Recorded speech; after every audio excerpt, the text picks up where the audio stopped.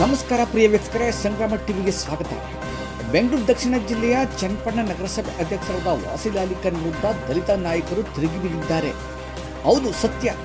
ನಗರಸಭೆ ಉಪಾಧ್ಯಕ್ಷರಾಗಿರುವ ದಲಿತ ಸಮುದಾಯದ ಶ್ರೀನಿವಾಸ ಮೂರ್ತಿರವರನ್ನು ಸರಿಯಾಗಿ ನಡೆಸಿಕೊಳ್ಳದೆ ಅವರ ಸ್ಥಾನದ ಬಗ್ಗೆ ಕೇರ್ಲೆಸ್ ಮಾಡಿದ್ದರಿಂದಲೇ ಕಳೆದ 1 ತಿಂಗಳಿನಿಂದ ನಗರಸಭೆಗೆ ಆಬ್ಸೆಂಟ್ ಆಗಿದ್ದಾರೆ ಎನ್ನಲಾಗಿದೆ. ಅದರಲ್ಲೂ ಮೊನ್ನೆ ನಡೆದ ನಗರಸಭಾ ಸಾಮಾನ್ಯ ಸಭೆಗೂ ಉಪಾಧ್ಯಕ್ಷರು ಗೈರುವಾಗಿದ್ದರು. ಇವರ ಮನಸ್ಸಿನ ಮೇಲೆ ಯಾವ ಪರಿಣಾಮ ಬೀರಿದೆ ಎಂದೇ ಊಹಿಸಿಕೊಳ್ಳಬಹುದು. ತಿಂಗಳ ಹಿಂದೆ ನಗರಸಭೆಯಲ್ಲಿ ಕರ್ತವ್ಯ ನಿರ್ವಹಿಸುತ್ತಿದ್ದ ಆರ್.ಐ. ಲೋಕೇಶ್ ಅವರ ವಿಚಾರದಲ್ಲಿ ಅಧ್ಯಕ್ಷರು ಹಾಗೂ ಉಪಾಧ್ಯಕ್ಷರಿಗೆ ವಾಕ್ಸಮರ ನಡೆಯಿತು ಎಂದು ಬಲ್ಲಮೂಲಗೊಂಡಾಗಿದೆ. ದಲಿತ ಸಮುದಾಯದ ಅಧಿಕಾರಿ ಲೋಕೇಶ್ ವಿಚಾರದಲ್ಲಿ ಅಧ್ಯಕ್ಷರ ಧೋರಣೆಯನ್ನು ಖಂಡಿಸಿದ್ದೇ ತನ್ನ ಅಧಿಕಾರ ಬಳಸಿದ ಅಧ್ಯಕ್ಷರಾದ ವಾಸಿಲ್ ಅಲಿ ಖಾನ್ ಕ್ಷಣಾರ್ಧದಲ್ಲಿಯೇ 5ನೇ ಕ್ರಾಸ್ ನಿವಾಸದಿಂದಲೇ ಲೋಕೇಶ್ ರವರನ್ನು ಜಿಲ್ಲಾಧಿಕಾರಿಗಳ ಕಚೇರಿಗೆ ಎತ್ತಂಗಡಿ ಮಾಡಿ ತನ್ನ ಪವರ್ ತೋರಿಸಿದರು ಎಂದು ಕೇಳಿಬಂದಿದೆ.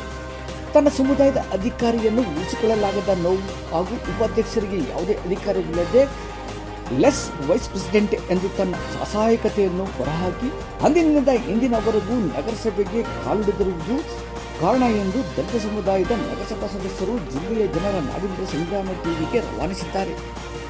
ಕಾಂಗ್ರೆಸ್ ಪಕ್ಷದಲ್ಲಿ ದುಡಿದು ದಣಿದು ಹಲವಾರು ಸ್ಥಾನಗಳನ್ನು ಅಲಂಕರಿಸಿ ಕಾಂಗ್ರೆಸ್ ಘಟಾನುಘಟಿಗಳಾದ ಪಿಟಮಾರನಹಳ್ಳಿ ವೆಂಕಟಪ್ಪ, ಮಾಜಿ ಶಾಸಕ ದಿವಂಗತ ಟಿ.ವಿ. ಕೃಷ್ಣಪ್ಪ, ಮಾಜಿ ಶಾಸಕ ಸಾದಿಕ್ ಅಲಿ ಖಾನ್ ಗಡಿಯಲ್ಲಿ ಬೆಳೆದ ಹಿರೇಕೆರೆಯ ದಿವಂಗತ ಹನುಮಯ್ಯರವರ ಮಗ ಶ್ರೀನಿವಾಸ ಮೂರ್ತಿರವರಿಗೆ ಕಾಂಗ್ರೆಸ್ ಪಕ್ಷ ಉಪಾಧ್ಯಕ್ಷ ಸ್ಥಾನ ನೀಡಿದೆ.